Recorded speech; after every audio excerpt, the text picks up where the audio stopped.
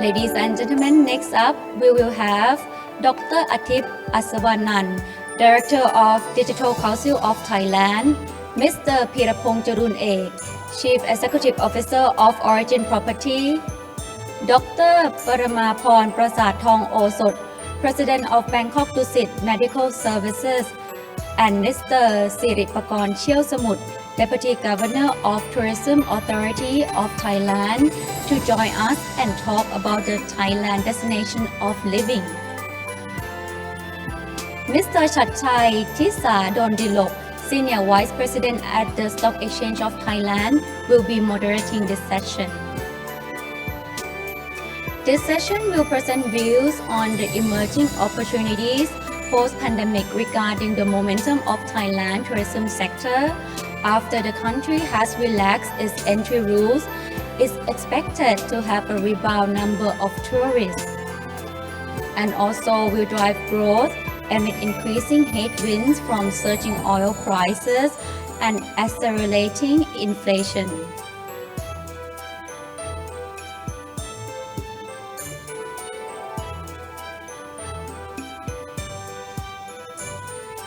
This discussion will also deeply dive into repositioning in the industry to be more sustainable and how to turn those opportunities into reality. Delivering new growth by becoming wellness, health, and medical care destination.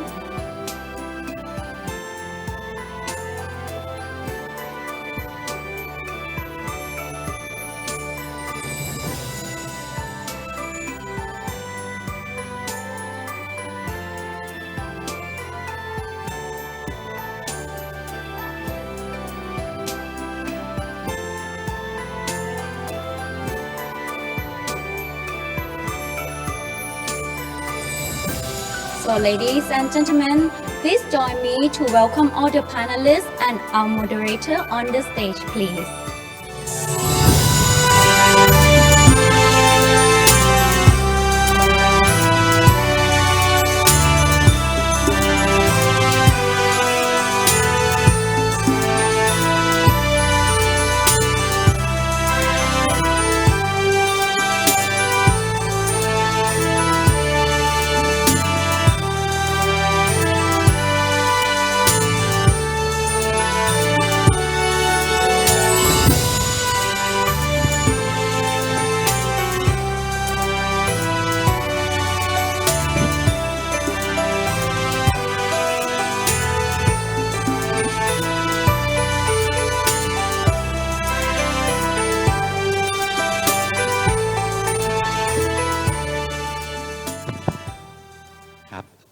Sawadee krab.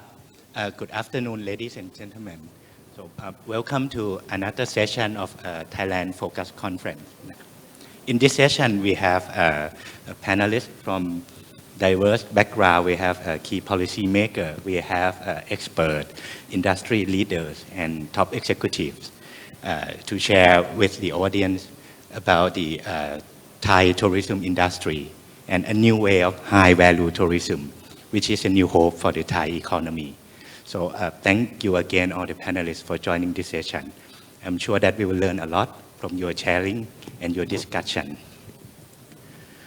So as we know that Thai tourism and service sector has been very, very important to the Thai economy. And the economy is now in the recovery phase. And the tourism and service sector has been significantly contributing to the economic growth. And this year we have seen the increasing number of tourists visiting Thailand. Hopefully it will reach 8 or 10 million in coming high season by the end of this year. I think for the first round of discussion, we may start with the big picture with the Deputy Governor, Kun Siripakorn, about, could you please share with us about the key highlights or your views on the situation of Thai tourism industry, particularly in response to the economic reopening? Please. Yes, thank you. Thank you very much. Sawadee krab. I'm Siripakorn from Tourism of Thailand. So let me share the information with the slide presentations. Let's start with the overview of the pre-pandemic. what was happened on year 2019, pre-pandemic? That was the best year ever that Thailand has welcomed almost 40 million international tourists to the countries, to Thailand. And also, if you look at this slide, the contributions, the GDP share by the Thailand tourism industry was 17.79% on the year 2019. And if we look back 3 years before pandemic as well, it's approximately 17% share to the GDP of Thailand. In terms of the workforce, the employment rate, the numbers of the employees in the Thailand tourism sectors before pandemic was 4.36 million employees working in the hotels, restaurant businesses. As you can see, food services is on top, 2.2 million service sectors, followed by accommodation, hotels, ground transportations, and share approximately 11% of the total employments of Thailand. That was the year before pandemic, 2019. Next slide, please. So what about the revenue generated to Thailand? The pre-pandemic again, 2019, the tourism receipt is 3 trillion Thai baht, 3 trillion Thai baht, both from domestic and also international traveler from your right-hand side. 2/3 of the revenue came from overseas, came from international tourists visited Thailand, and 1/3 approximately from the Thai domestic travel in Thailand.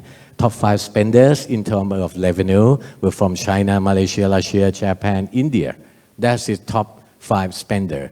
But what about the numbers of the visitor on 2019? China, Malay, India, Korea, Laos, Japan, Russia, Singapore, USA, Hong Kong, and followed by all those European countries like United Kingdom, Germany, France. It followed Middle East as well. That was in the top 20s of the numbers. Then next slide, please. The pandemic came across the world, not only for Thailand. So we were put, all the restrictions were put in place, and we limited the numbers of the travel, cannot organize a kind of big event like today. So that's why the whole year of 2020, we will suffer a lot. Not only Thailand tourism industry, but every single sectors will suffer. And then thanks to the Ministry of Public Health as well, they control the situation, try to do the vaccine, let's say the herd immunity, vaccinated to the Thai people, and also control the spreading of the virus. So that's why on the years later, 2021, on let's say earlier of 2021, the TAT under the Ministry of Tourism and Sports, we initiate the timeline to reopen the countries. Because we can stay longer, more than, that was already 1 year that everything were just restrictions were put in place. We stopped all the travelers. The flights were limited to the repatriations and some cargoes only. So that's why we designed the timeline with the concept of 3R or triple R. Start by reopen, followed by recovery and resilience. And then we put in the timeline. The reopen is also about to balancing the risk and the rewards, or balancing the health and the economics. So that's why we have to balance those two things, to reopen, not the countries at the very beginning. We open step by step. We propose the city marketing initiative campaign, island approach, start with the Phuket Sandbox and some other island before we expand to another area of Thailand destination. That was happened on the year 2021. This year, it's time to recovery. It's time to make money. It's time to contribute the benefit, not only to the single businesses, but to the whole industry ecosystem of. So that's why we target reopen Thailand under the concept of value over volume. So that means not the numbers, but the spending, but the benefit to the Thailand tourism businesses. And for long term, resilient, of course, high value and sustainable tourism with the new tourism ecosystem. That's what the plan. Next, please. And what the result, it is the roadmap to reopen the cities. As I mentioned, we initiated and start with the city marketing campaign under the island approach. Island were popular to the international tourists, whereas the accessibility, the flight connection can be direct, to the islands. That's why in July last year, we opened the Phuket Sandbox with all those collaboration among those public and private and people on Phuket Island, followed by Samui Plus model a few weeks later, and then 7+7 extension to Phuket, Phang Krabi, Chiang Mai, Hua Hin. Then November, the test and go scheme has been implemented. You know why? Because after 4 months of the Phuket Sandbox, it not just contribute in terms of economics, but the Ministry of Public Health, they got the data. The data that can confirm that the fully vaccinated travelers from overseas to Phuket Sandbox that time is Delta variant. It's not the new variant by that time. 65,000 international travelers to Phuket Sandbox, they detected by RT-PCR test every single traveler, and they found positive only 200 travelers. That means 0.3% only, 0.3%. And they are non-asymptomatics. They are not severe conditions.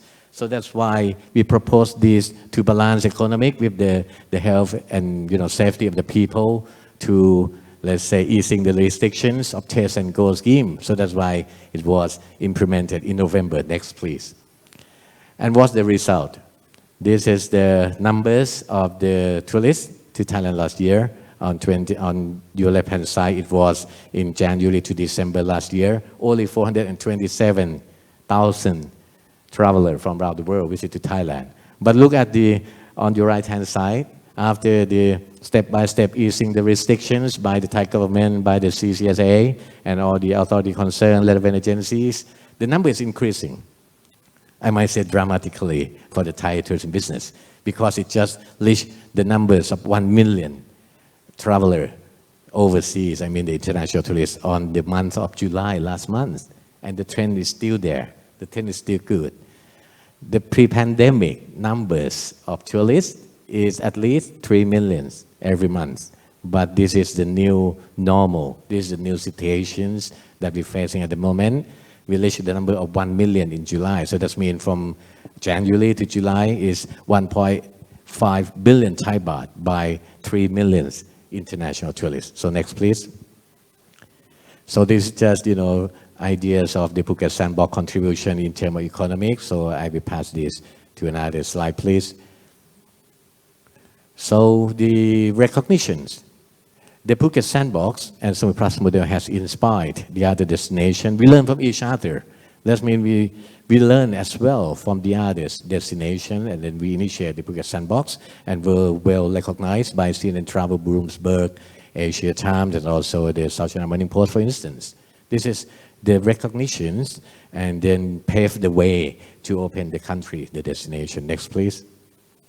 And then just 2 months ago, the Cheawsamoot of Thailand under Ministry of Tourism and Sport have received the awards of Area 2022 Asia Responsible Enterprise Award, Leader in Opening the Phuket Sandbox for foreign tourists. But this is not the achievement of TAT. It's all the achievement of every single hands from the Thai tourism industry, public, private sectors, and the people who make it happen and to control the situation as well. So next, please. So the trend, just overview of the trend of this year. On the pink color bar graph, you can see the trend for August. After 3 weeks, we welcome 860 persons already. So that means the trend could be reached more than 1 million this month. So if we do the quick calculations, 7 months is 3.1 million plus August, another 1 million, that means 4. And if the trend still carry on, September, another millions, that means 5 millions by September. And then the high seasons came, October, November, December. If we welcome 1.5 million at least, that means another 4.5 or 5 millions. Altogether, by the end of this year, we do the estimation of the 10 million tourists. That's next slide, please. So, and this is the key figures shared by the NESDC, the National Economic and Social Development Councils. The second quarter of this year, 2.5 GDP, and also the accommodation and food services are back into the business, about 45%. they have rebound and open their businesses. So total estimation is quite more or less the same numbers of TAT as well, 9.5. Average occupancy rate is 40%. I've spoken to various hoteliers. They mentioned that the average occupancy rate between 40 to 50% is good enough to survive, but not good enough, in terms of benefit to the whole, system of the ecosystem of the Thailand tourism. So they be the last two slides for my session, the first session. So next, please. This target was set by TAT, Tourism in Thailand, earlier this year. So that means we will set this approximately in May 2022. We targeted 500,000 tourists from June to September. But as you can see, the trend, the actual numbers is reached 1 million already. So that means that's the target we set. So what about next 2 years? The last slide for my first sessions. 2023, at least 80% of the revenue that we will achieve on the year 2019 in terms of revenue, 80% back to the Thailand tourism business, but less numbers of the tourists. So that means quality rather than the quantity for the coming years. And 2024 is 100% full recovery back to the year pandemic, 3 trillion Thai baht. So that's from my first session. Thank you very much. Thank you, Kun Siripakorn. I'm glad to hear that we're having a successful reopening of the country, and seem that your reopen, recovery, and resilience strategy seem working well on the numbers, showing that the industry has been bouncing back. And it is well known that Thailand has been in the top destination in many tourism ranking. And one important factor in those rankings is about the digital infrastructure. I think next stop would be Dr. Atip. What do you think about the digital infrastructure and the status of digital adoption or digital economy in Thailand? Dr. Atip, please. Okay. Hi. So I'll first talk about the bad news. So about the current status of digital economy up until probably at the beginning of the year. And then in my second session, I'll talk about the good news, all the new public policies that recently came out that will be in support of tourism and also promoting investment in Thailand. But before I get to that session, I think it's important that I first really place an emphasis on where we really are, which is the bad news part first. Okay, so this page here would basically summarize where Thailand is in terms of our digital economy, especially in terms of investment in comparison to other countries in the region.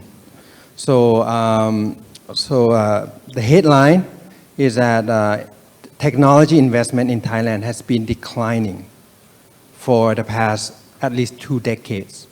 Starting from 2015, if we think of the entire amount of investment into Southeast Asia as 100%, so Thailand probably had its share of around 14% in 2015.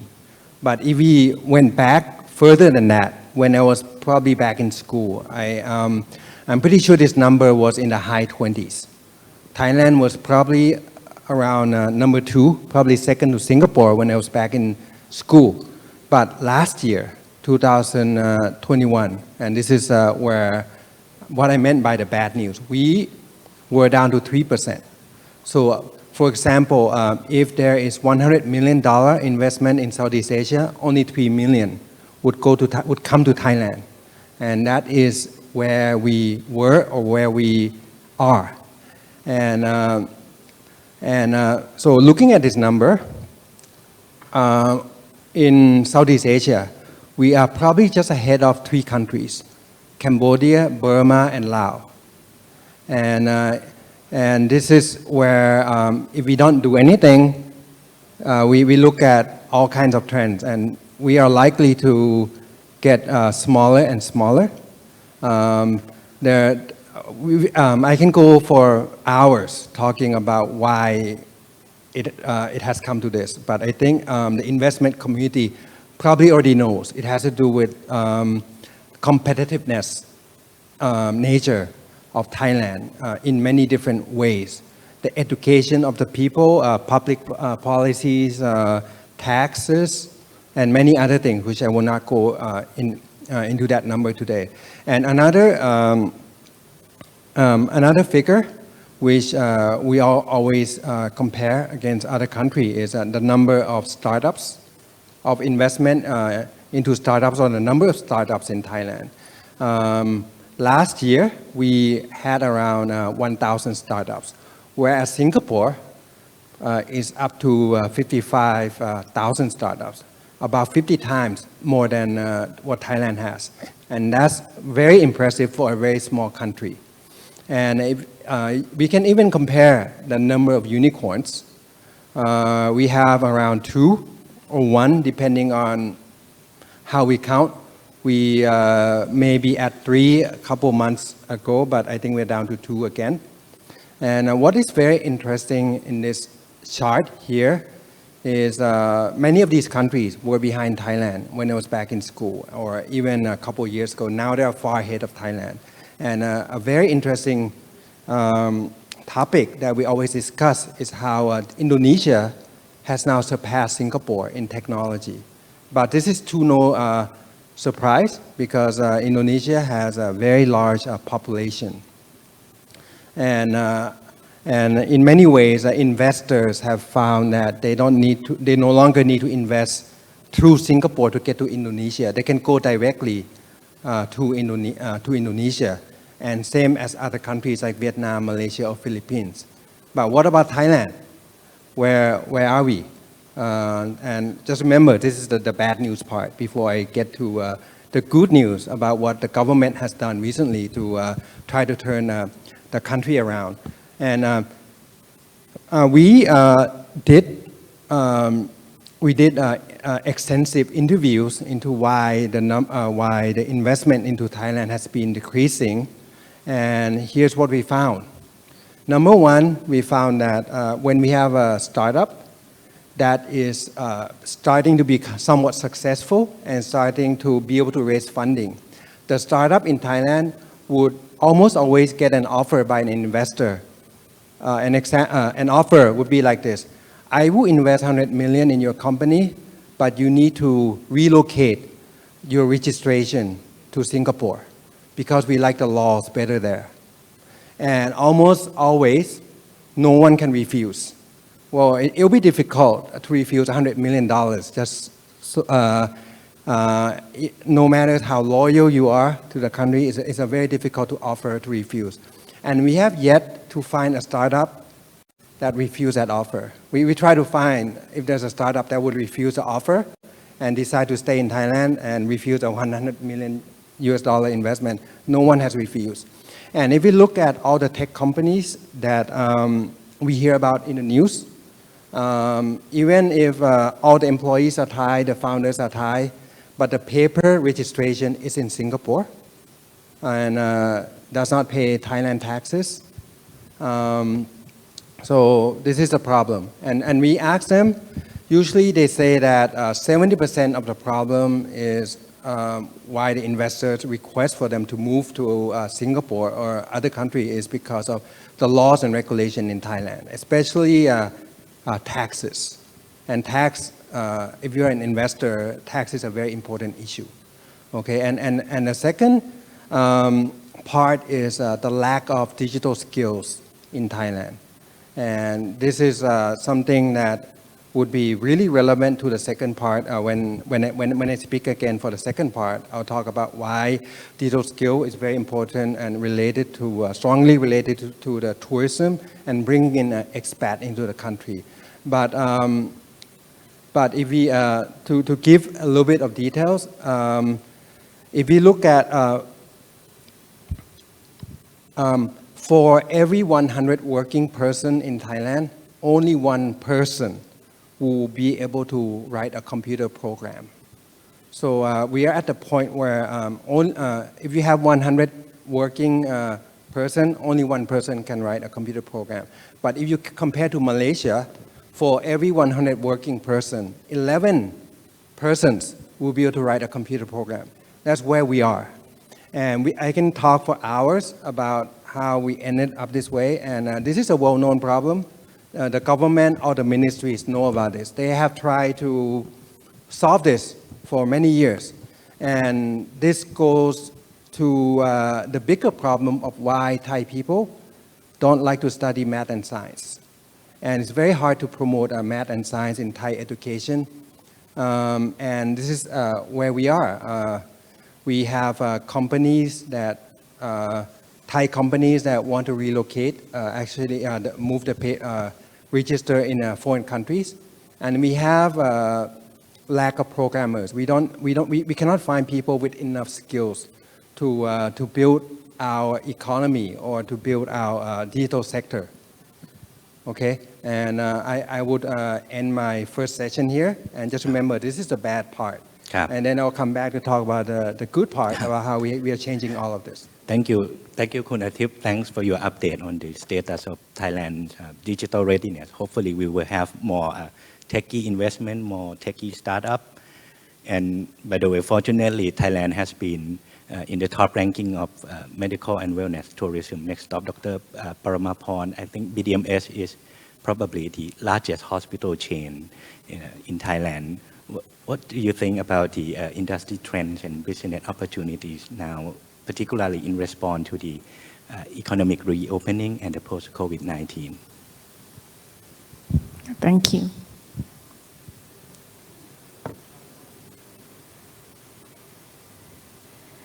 Briefly, may I introduce BDMS to someone who may not know us before.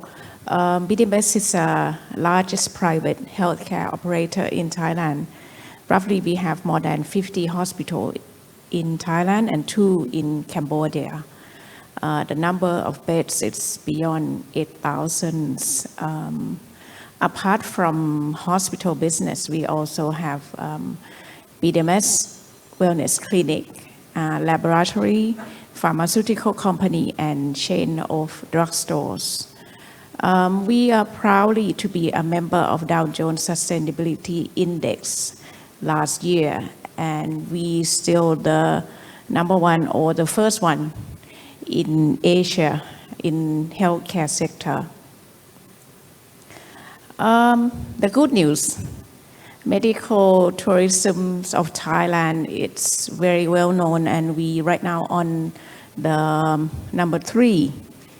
The figures that you see here, Thailand gained revenue from global medical tourism of $600 million. The area that we cover, it's the big city in Thailand: Bangkok, Phuket, Pattaya, Chiang Mai, Samui, and Hua Hin. All these are tourist destinations. Why we are the choices for tourists? Firstly, we have to be good in what we do. So, and also government support Thailand in this area for Thailand to be the medical hub of Asia. We comparing to our competitor around Southeast Asia, also across globally, we still see ourselves as affordability. Thailand medical treatment are approximately 40 to 70% cheaper than others globally. As I said, we also have to make sure that we are the best or we good at what we do. So we pick our 11 hospitals in our network to pursue the clinical excellence in 4 major areas as cancer, heart, brain, and trauma and orthopedics. So we have to make sure strong healthcare infrastructure with highly skilled medical professional. One thing that will go along with the medical professional is the healthcare technology. May I say to Dr. Atip, BDMS support Thai health tech, and right now we invest some in Thai health tech company, and we see that and agree with Dr. Atip that Thai startup, they're very good, but they really need a chance for investor and working with them. One best thing in Thailand, not just the clinical excellence, is Thai hospitality, which make we different from the others. Also, Thailand as a tourist destination also support the idea of making Thailand as a medical hub of Asia. What impact of COVID-19 make us see things? One, medical tourism disrupted over this 2 years. Once the tourists disrupted, also our medical tourism disrupted too. But there are the good things that we see out of COVID-19. We see new entrants and the model to provide healthcare. If you live in Thailand during these 2 years, you will see new industry coming out as digital health, either teleconsultation, telepharmacies, home care, and so on, happening up very quickly. As BDMS, we tried quite hard before COVID-19, but people do not accept it. They still prefer to go to the hospital to get the healthcare treatment. But once COVID happened, they try new things. So this is a new opening up for healthcare systems. And COVID also increasing the awareness of people to stay healthy. That means preventive care and wellness. They want to living longer and stay healthier. What we planning right now, so it's not just a treatment. So we create the healthcare ecosystem to provide the healthcare for all ages, either through our hospital network or through digital healthcare system, teleconsultation, telepharmacy, home lab, home care, contribute by the chain of drugstore we have, working with the laboratory we have, and we also provide the health content that reliable, especially through the social media, which people find lots of healthcare, and they have to choose what to believe, what is the fact, what is not. And hopefully in the near future, we can connect the patient health records, that you can see your own records in your mobile or your personal device. The other opportunities that we see is the wellness industry. This is the information from Global Wellness Institute from 2020, which the number from 2021 is coming out. If you see the bubble, each bubble represents sector that related to wellness industry. So it's not just health, but wellness. Go through all directions, either tourism, real estate, physical activities, mental health, personal care, which is the largest area, and also nutrition, as the session earlier before us is about food. So Thailand has all the opportunity in all these angles. If you see here how the other does right now comparing to us, the wellness industry mainly will be in other area, either in North America, in Europe. Asia Pacific may not reach the number as the other, but we have significant growth in our area, so we have a big opportunity here.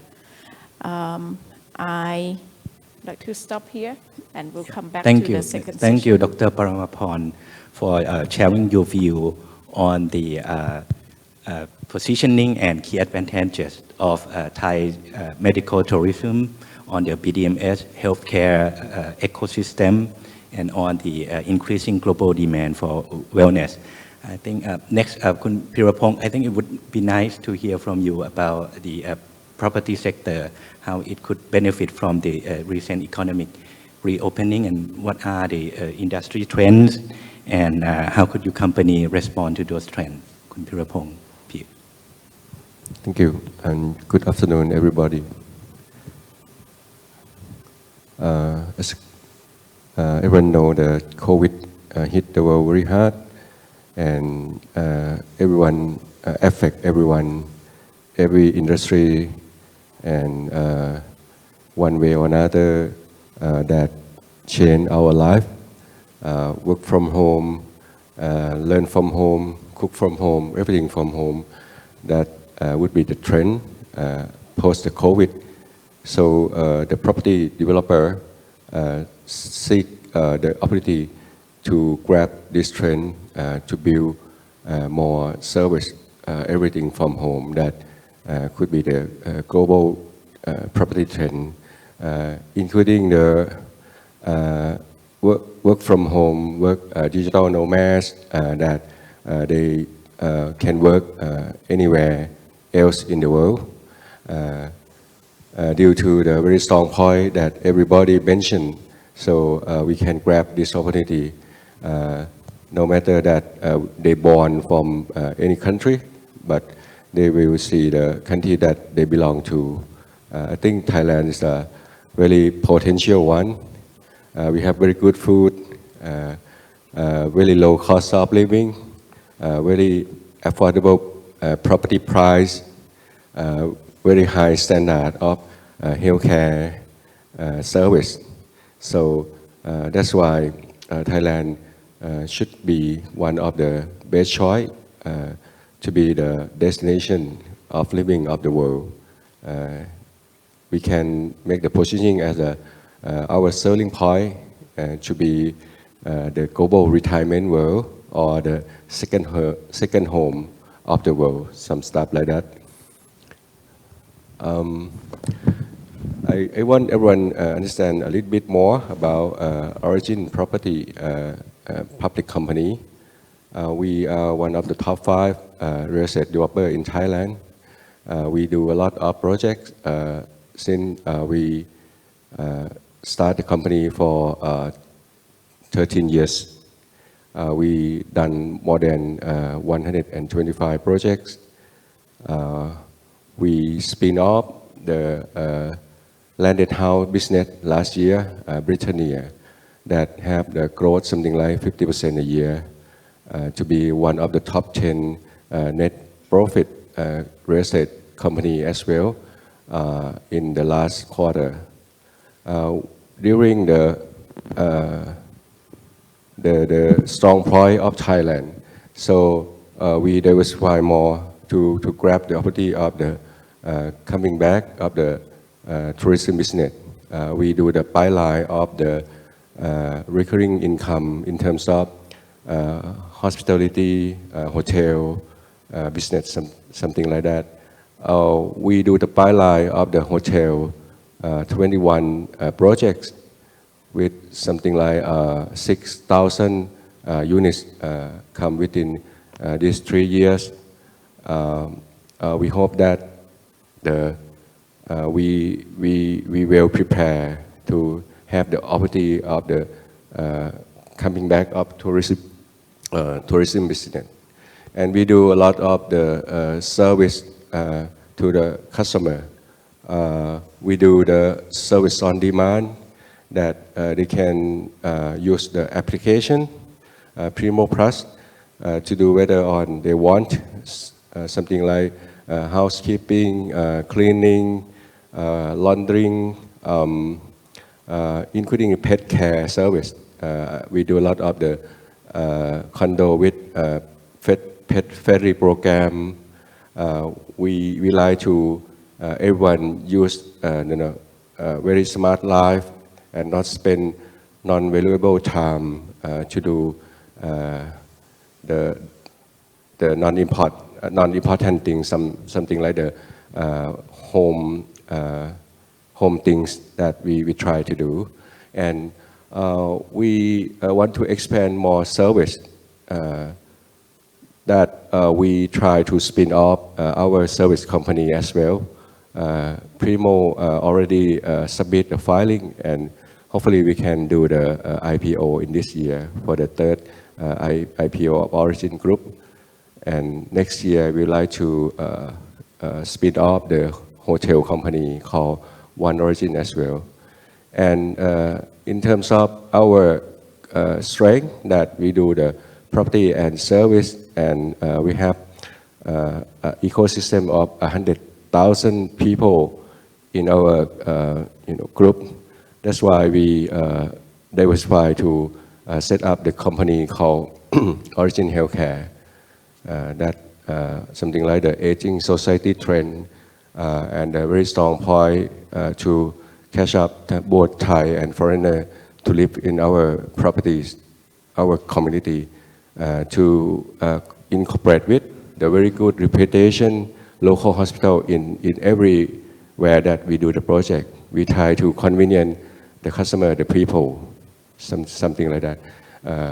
Somehow we have do the business of the insurance broker, healthcare, life insurance to incorporate with the Origin Healthcare and service from the good hospital nearby to create the more service to our ecosystem. That the thing that I mentioned, so we combine our key strength to make a very good township. When we say the Origin Smart City, we do something like 2,000 family, 2,000 unit, or 3,000, something like that. We do in Bangkok, EEC, Eastern Economic Corridor, Chonburi, Sriracha, where have the very big potential about the new S-curve of Thailand to do the EV car, and Origin Smart City Rayong, we have the global chemical business over there. We do a lot of things for those three smart city. We try to make the good township to satisfy both Thai and foreigner and expat, and to attract. They can spend very affordable price for condominium to 2 million baht to live in Thailand, to live with a very high speed internet environment, 5G come through, very good in terms of corporation, healthcare and wellness service.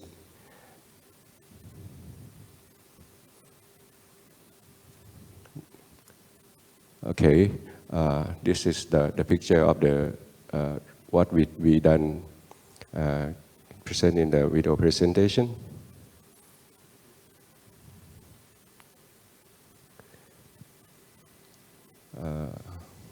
Okay, I skip that. And not only in the township model, we do the smart complex model as well. When talking about smart complex, we do things something like 1,000 to 1,000 units. We do it for the wealthy expat or wealthy foreigner that want to locate in the CBD of Bangkok. We do it, probably the biggest freehold project in CBD of Bangkok with nearly 2,000 units, very high end, and in the at my place, like the Thong Law, Sukhumvit 55, that not only Thai but foreigner and expat very convenient to live with the very good lifestyle over there. The mixed use project comprised with the residential, the branded resident, the retail space, the smart office over there to attract more and more. You know what? In 2017, the foreigner buy very popular to buy condominium in Thailand because the price, the environment, the very good thing that everybody that mentioned already. Not only that, to connect with the Bangkok and EEC. So we pinpoint in the very good strategic location, Bang Na Junction, where they have the Sukhumvit Road connect to Suvarnabhumi and the gateway of the industrial business in Thailand. We also do Origin Smart Complex Bang Na. Thank you for this session. Thank you, Kun Peerapong, for sharing some industry trends such as the digital nomad, smart city, and aging society, and some of your company projects that try to capture those trends. In the second round of discussion, we may elaborate more on the high-value tourism, and we have a few minutes for each of you to elaborate more on that. Kun Siripakorn, what is your strategic move to achieve the high-value tourism, and what should Thailand do to remain the top choice of destination? Sure, thank you. Thank you. Support all the panelists today because that is the key target highlight for the Thailand tourism industry as well. So next slide, please.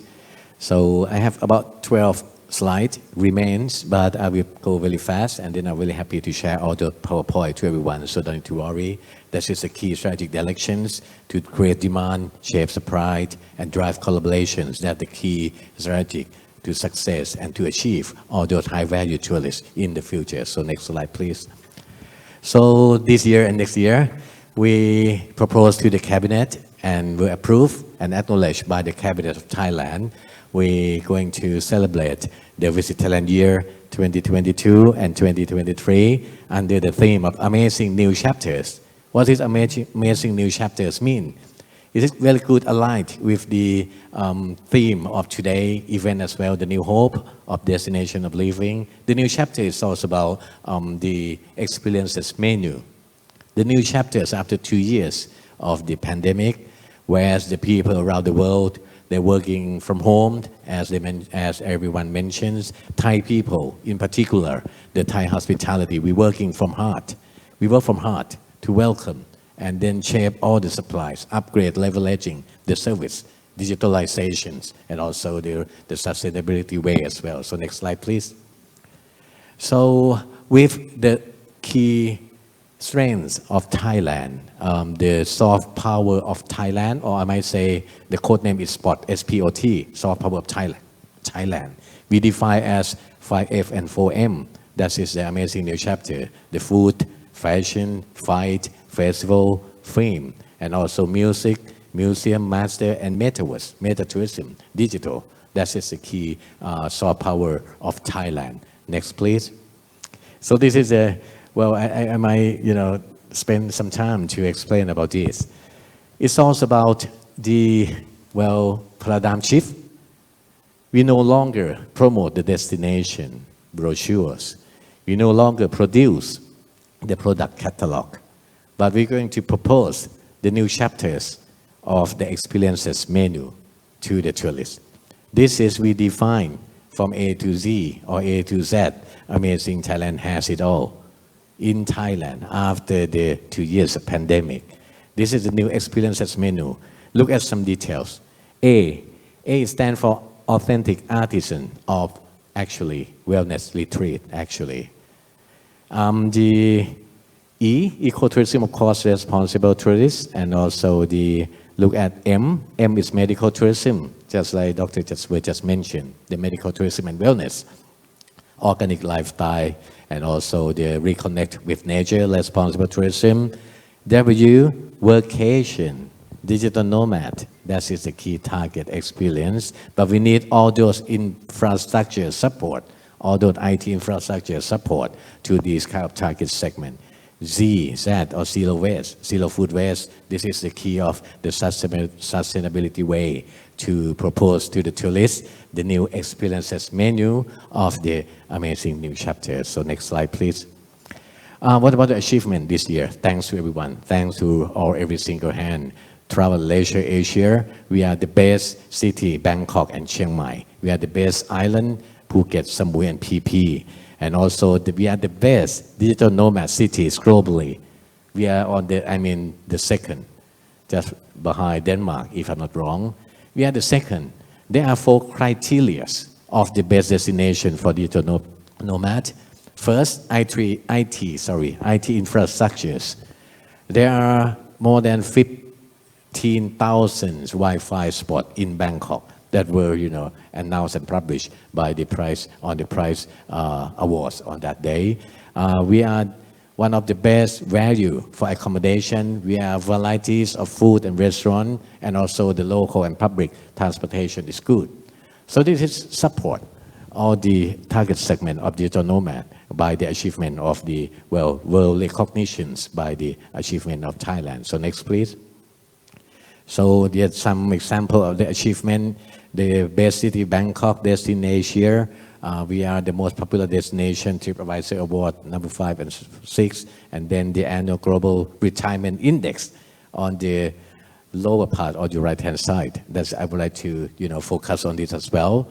Even we are number 5th, but we are in the top 5 of the best place for retirees. So that's why we set the target for this year. Next slide, please.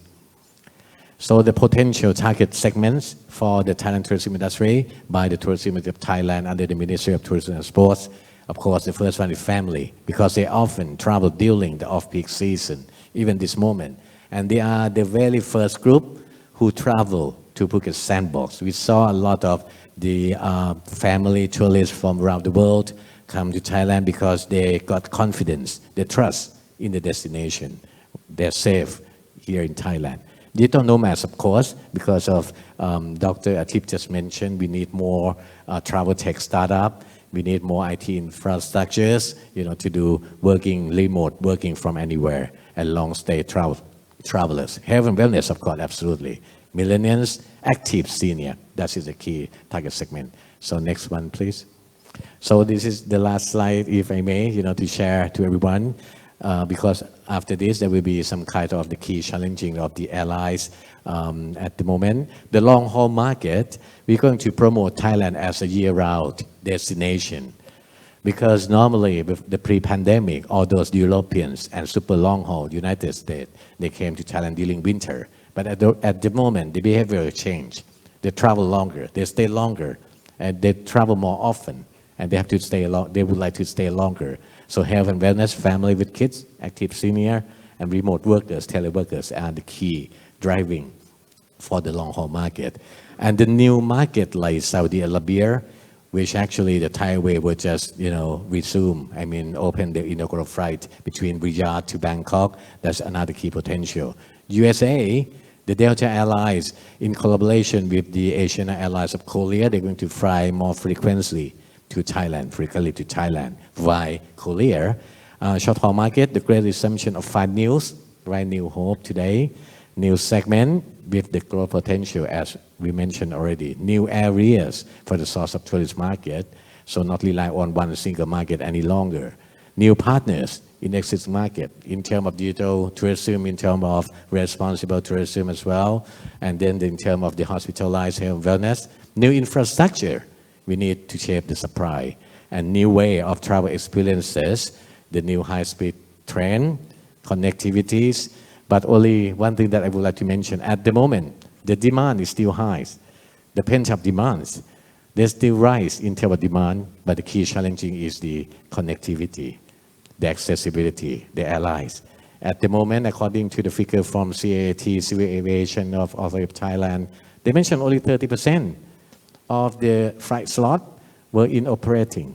So that means only 30% of the flight slot are in operating. So that's why that is key challenging. The surging of the oil price as well, even those surging of the app ticket fare because limited service and also the surging oil price. But despite that, the demand is still high. Still got great opportunity that I would like to say about the new futures, the great opportunity for Thailand tourism. Thank you. Thank you, Khun Siripakorn, for sharing your strategic direction towards high-value tourism. I really like the A to C, Amazing Thailand has it all. And the letter W and letter M, I think other panelists may elaborate more on that, the vacation and the medical tourism. Dr. Atip, I think people are changing the way they think about the workplace, and you have some idea to share about remote working and digital nomad in this route? Yes. Okay, sure. I will continue from where I left off. Earlier I talked about the bad news. So now I'll talk about the good news, and it will be related to what a lot of the panelists are talking about. So this year, two things happened. So first, the government issued a new law that exempt capital gain taxes for investment in startup. So Digital Council of Thailand worked very hard for this, and so this law was announced in June of this year, and it will be in effect for 10 years. And this will address the most important factor why startups in Thailand would move to be registered in Singapore. So now tech startups in Thailand can be registered in Thailand, and investors, both local and foreign investors, no longer have to pay capital gain taxes as of June. And I'm not sure, I'm not sure how many people know about this, but it's a very good news in the venture capital and the startup scene. So this is the first item, and so we hope that there will be a lot more startups in Thailand, and we hope that probably the startups that relocated to Singapore will move back shortly. So this is the first good news that I want to mention. So the second one is next month, in the next couple of days, the government will announce long-term resident visa that will address four groups: wealthy global citizen, wealthy pensioners, work from Thailand professional, and highly skilled professional.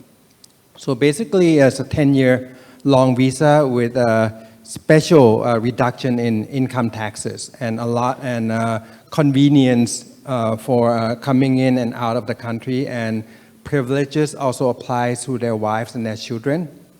And this is in addition to the smart visas that I think a lot of people already know about. But another good news is smart visa is being revised in the next couple months as well. And the reason why this topic is very important to the digital industry is because earlier I mentioned that not only the legal and the tax issue that was a problem for the digital industry, which was solved with the exemption of capital gain taxes, but we also have the difficulty of finding tech workers, programmers, or digital workers. So the most important effort right now in the digital sector is how we can bring expat, how we can bring in expat from other countries who have digital skills that we cannot find in our countries. So this, what we have here on this page, will really help with the foreigners who want to work in Thailand, and what will be announced will support two methods, for two types of workers. So first, a worker who wants to be in Thailand, but works for a foreign companies in a foreign country. So that would be work from Thailand professional. So they're essentially not being hired by a Thai company. But the second group is the one that is a highly skilled foreigners who come to Thailand and is hired by a Thai company. But unfortunately, we're still waiting for the third one, which is a freelance foreigner. And that would be the true definition of digital nomad. So the government is looking over some laws and some hurdles right now, and hopefully we can have that one as well.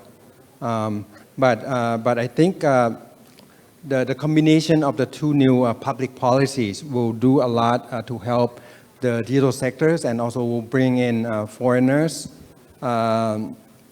workers into Thailand, and also investment.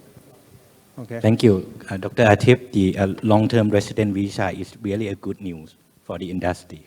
Next stop on the medical and wellness tourism. Dr. Poramaporn, what is your current and future plan for wellness and resident project, and what should Thailand do to remain the top choice of destination?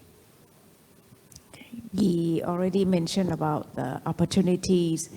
I will skip this slide because everyone knows well about this. The percentage of the silver age globally, not just in Thailand. So you see the percentage is increasing very steeply. So what we do is we expand our service not just for the curative. We see if people want to have good health, you have to start early. So you have to start from promotive, preventive, early detection. And just in case if you just get ill and fall in sickness, you have to make sure that you gaining back what you be before. So you need a transitional and also rehabilitations. These will be supported by BDMS wellness clinics and the wellness resorts, the project that we already have. And our new project will be Silver Wellness and Residence. What we aiming for is similar to all the business across Thailand right now. So it's not just for the tourists. There will be people working from Thailand as a professional, silver age, highly skilled professional, and also the wealthy global citizens. They all see Thailand as advantage in different view. Our current or existing project right now, what we provide is a wellness clinic that to make sure that you live longer and stay healthy. So in all the area as a regenerative, musculoskeletal and rehabilitation, brain wellness, preventive cardiology, digestive or GI, dental, fertilities, and also aesthetic. This program, as you see clinic as an outpatient, some people prefer to stay longer as a short program or a long program. We also provide the wellness program in a resort or in a hotel next to it. Right now it's recently under renovation and will be the modern and complete holistic health and wellness resort in Bangkok. Will be opening up in end of this year. The new project may be similar to what we already have as existing, but we learn from what we have, and we have the prime new location next to the biggest park in Bangkok, and we call this project as BDMS Silver Wellness and Residence. So there will be a wellness tower comprised of clinics, plaza, and hotel and service, which will be served for the clinic itself. And next to it will be the residence as a condominium. All this environment will serve people who wish to stay healthy and live longer. And as the location is in Bangkok, it's provide opportunity for them to work and do things, keep in touch with families, traveling, and so on. That will be shortly about our new project. Thank you. Thank you, Dr. Poramaporn. The Wellness Center sounds very exciting, and it will accommodate the increasing global demand for wellness. Next, for being the top destination for long-term stay, long-term resident, Kun Peerapong, have you seen a property project in this direction? Any new business opportunities for your company, and what should Thailand do to remain a destination? Thank you. Okay. Thailand have the very good, very big one for the new investment to build a new S-curve of Thailand, Eastern Economic Corridor, where they produce something like 7% of export revenue in Thailand. Now they have the new super infrastructure, like the high-speed train to link with the three main airports of Thailand, Utapao, Suvarnabhumi, and Dongmueang within 45 minutes each. And the new S-curve, including the automotive that could be changed to electric vehicle, something like that gonna drive the area, including the where the maintenance place of the airline that have very strong traffic in this country. to build more connectivity. As they have the very good potential in that area, so we're going to have more the smart city in Chhatchengsao, the province that have the benefit from EEC, and they closest to the Bangkok and Suvarnabhumi airport. Not only Thai but foreigner and expat will get the benefit of the smart city and wellness resident as well. This is the mood and tone of the project. They will have a smart living theme, smart energy, and smart mobility. Not only that, Pattaya is a very well-known tourist destination in Thailand, and the double strength from the EEC project. That's why we going to make the very big wellness resident over there in terms of smart city as well. It's something like 2,000 to 3,000 family that we're going to provide very good accommodation for. Phuket is one of the best tourist destination in the world, now ranked number 2, where is the best place for tourists. So we also looking to the health tourism business, as well as to attract the tourists to have the second home and turn them to live permanently in Thailand. That what we going to do in this project as well, in the very central in Phuket City. And Chiang Mai, where the climate is very good, quite lower degree than Bangkok and every part of Thailand, where they have the very good mountain over there as well. We want the retirement market over there to, in combination with the wellness service and the partner to service for the aging people, like the golden age people that already happened in Chiang Mai. Many golden age Japanese to find the retirement destination over there. We're going to build more wellness city over there as well in the Chiang Mai area. This is some thing that what we should Thailand to do remain the top choice of destination. I think probably the technology to have more in terms of AI, the motion sensor, the IoT and energy saving solution, or something like that will create more competency to us, to our nation as well, to enhance our skill, labor, the human resource, to get the higher standard, to improve service quality, to remain the strong point in the health and wellness, including the tourist destination, to turn the one-time customer to be the lifetime customer, like to live permanently in here. That's what we have today. Thank you. Thanks, Kun Peerapong, and thanks to all panelists for sharing on how Thailand has become the top choice of destination, the top destination of living, and this high-value tourism could be a new hope for Thai economy. So, thank you. สวัสดีครับ Thank you very much, all the panelists and moderator, for this insightful information. So, ladies and gentlemen, in this session, we tap several aspects on the destination of Thailand.